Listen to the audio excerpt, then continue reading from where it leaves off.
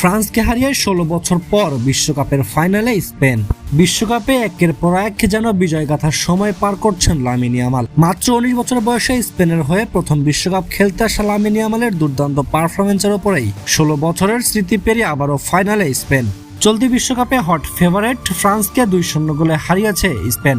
Kylian Mbappe টানা 3 বিশ্বকাপের final খেলার স্বপ্নজন এখানেই থামিয়ে দিল লামিন ইয়ামাল। ফ্রান্সের বিপক্ষে ম্যাচের আগে এক সংবাদ সম্মেলনে লামিন ইয়ামাল বলেছিলেন, তবে আজকের ম্যাচের দৃশ্যগুলো ঠিক এমনটাই বলেছিল। ম্যাচে স্পেনের সামনে যেন রীতিমতো আত্মসমর্পণ করে গেছেন ফ্রান্স। পুরো ম্যাচ জুড়ে ছিল লামিন ইয়ামালদের আধিপত্য। এদিন ম্যাচের শুরুতে লামিন ইয়ামালকে ফাউল করে বিপদে পড়ে ফ্রান্স। ম্যাচের মাত্র 9 মিনিটে পেনাল্টি থেকে গোল করে 1-0 এগিয়ে যান স্পেন। এরপরে ম্যাচের দ্বিতীয়ার্ধে 58 মিনিটে পেদ্রো পেরোর দুর্দান্ত গোলে 2-0 গোলে লিড নেয় স্পেন। এরপরেই পুরো ম্যাচ নিজেদের আয়ত্ত করে নেন লামিন ইয়ামালরা। ম্যাচের শেষ বাঁশি বিদায় জানিয়ে 16 বছর পর ফ্রান্সকে হারিয়ে ফাইনালে স্পেন। এবার ফাইনালের পথে স্পেনের প্রতিপক্ষ কে হচ্ছে?